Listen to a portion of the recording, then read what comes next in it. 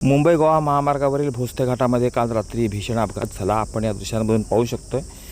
मुंबई गोवा महामार्गावरचा भोसले घाट हा वळणाचा घाट आहे। चालकाचं नियंत्रण सुटल्यामुळं या ठिकाणी अपघात झाला आणि टँकर पलटी झाला।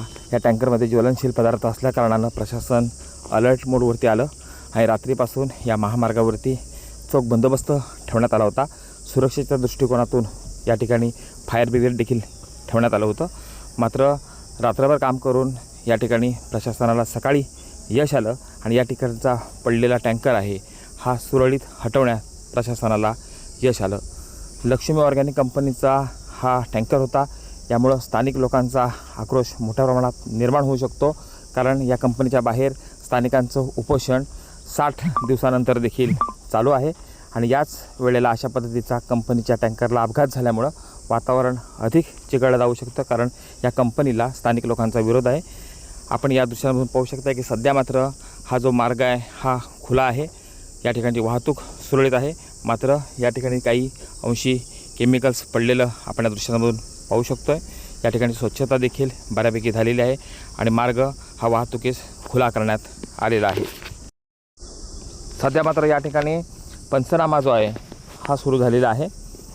टँकर मुंबईच्या दिशेने जात असताना हा अपघात झाला। वळण हे अतिशय धोकादायक आहे आणि या वळणावरती वारंवार अपघात होत असतात। चालकाचं नियंत्रण सुटल्यामुळे हा अपघात झालेला आहे। या ठिकाणी असणारी संरक्षक भिंत आहे ही तोडली गेली। एवढा मोठा अपघात होता आणि यानंतर या ठिकाणी टँकर पलटी झालेला होता। सध्या मात्र या ठिकाणी पंचनामा करण्याचं काम हे युद्धपातळीवरती सुरू झालेलं आहे। रात्रीपासून या ठिकाणी स्थानिक लोकांची गर्दी देखील मोठ्या प्रमाणात जमलेली होती। सध्या मात्र या ठिकाणी कोणतीही गर्दी नाही। या ठिकाणचा टँकर हा सुखरूप काढला गेलेला आहे आणि या ठिकाणची वाहतूक देखील सुरळीत झालेली आहे। कृष्णकांत साळगावकर, TV9 मराठी, खेड, रत्नागिरी।